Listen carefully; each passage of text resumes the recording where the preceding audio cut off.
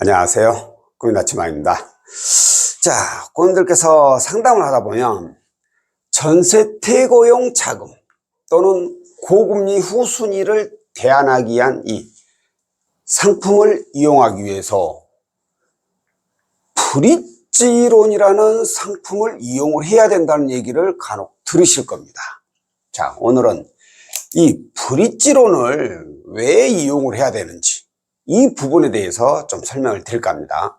자, 전세 퇴거용 자금을 구하기 위한 이 상품은 우리가 현재 세입자가 있는 경우에 보증금을 내주기 위해서 전세 퇴거 자금 대출을 신청을 하게 되죠, 은행에다가.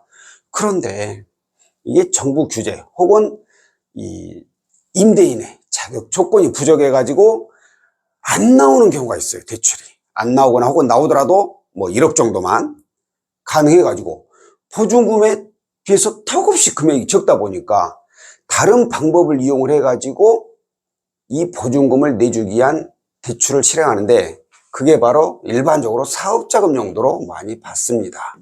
사업자금 용도. 자, 만약에 이 보증금이 아파트 시세보다 훨씬 적다. 조금만 적은 게 아니라 훨씬 적다. 이 말 뜻은 이 보증금을 그대로 놔두고 후순위로 해가지고 아파트 담보대출을 추가로 구할 수 있다라면 이 브릿지로는 필요가 없습니다. 필요가 없어요. 충분히 후순위 담보대출을 해서 보증금을 내줄 수 있는 금액의 대출이 가능하니까. 그런데 반대로 이 보증금이 아파트 시세보다 더 많은 경우에, 그러니까 후순위로 나올 수 있는 금액보다 더 많은 경우에, 이 경우가 바로 이 브릿지론을 이용을 해야 돼요. 왜 그러느냐? 이 보증금 때문에 더 이상 후순위로 나올 수 있는 금액이 없거나 혹은 가능하더라도 보증금에 비해서 훨씬 금액이 적게 나와버린 경우에, 이 경우에는 방법이 없잖아요. 구할 수 있는 방법이 없어. 그래서 이런 경우에만 브릿지론을 이용해 가지고 현재 이 세입자 보증금을 먼저 내줘 버립니다. 그래가지고 퇴거를 시켜요. 세입자를 퇴거를 시키면 이제 공실로 남게 되잖아요. 그때 여기서 사업자금 용도로 해가지고 대출을 일으켜가지고 이 브릿지 업체에다가 다시 반환을 이렇게 해드리는 겁니다. 이렇게 해서 세입자 이 보증금을 내주기 위한 브릿지론을 이용하는 경우가 있고, 또 하나는 고금리 후순위. 그러니까 뭐 우리가 선순위는 이용을 하고 있고, 보통 선순위는 가계자금으로 많이들 이용하고 있죠. 자, 그런데 이 아파트로 선순위로 대출을 받았지만 또 추가 자금이 필요해 가지고 후순위를 이용하신 분들이 있어요. 후순위.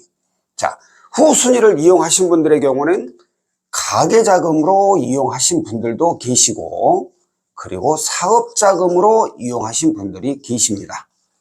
그런데 내가 그 당시에 이거 구할 때 뭐 자격이라든가 아니면 너무 급하다 보니까 이걸 고금리를 이용을 하게 됐어. 고금리를.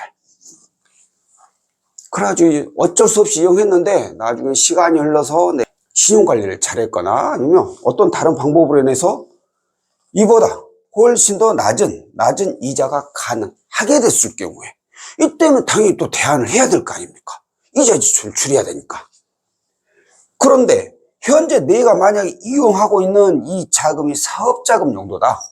그리고 내가 또 여기서 후순위로 이용할 그 자금 용도도 마찬가지로 사업자금, 대안을 해야 되는 자금도 사업자금이다. 이 경우에는 같은 사업자금 용도이기 때문에 이런 경우에는 브릿지 이런 게 필요 없어요. 그냥 이자가 더 낮은 얘를 그냥 이용하면서 대안을 해버리면 되는 겁니다. 그런데 이건 아무 문제가 없는데 바로 이 가계자금일 경우에 이때가 문제가 되는 거죠. 후순위로 이용해야 되는 자금이 사업자금 용도예요. 근데 현재 이용하고 있는 후순위는 가계자금 용도예요. 이런 경우 자금 용도가 다르잖아요, 서로가. 이 경우에는 대안이 안 돼요. 근데 나는 이자는 반드시 낮추고 싶어. 이 경우에 바로 이 브릿지론을 이용하는 거죠. 브릿지 업체에서 현재 이용 중인 이 가계자금 용도의 대출금을 먼저 상환을 다 해버리죠. 없애버리죠. 그리고 나서 사업자금 용도로 대출을 일으켜서 다시 상환을 하는 겁니다. 이렇게 현재 아파트 담보대출을 이용한 브릿지론은 이 두 가지 방법으로 대부분 많이 쓰입니다.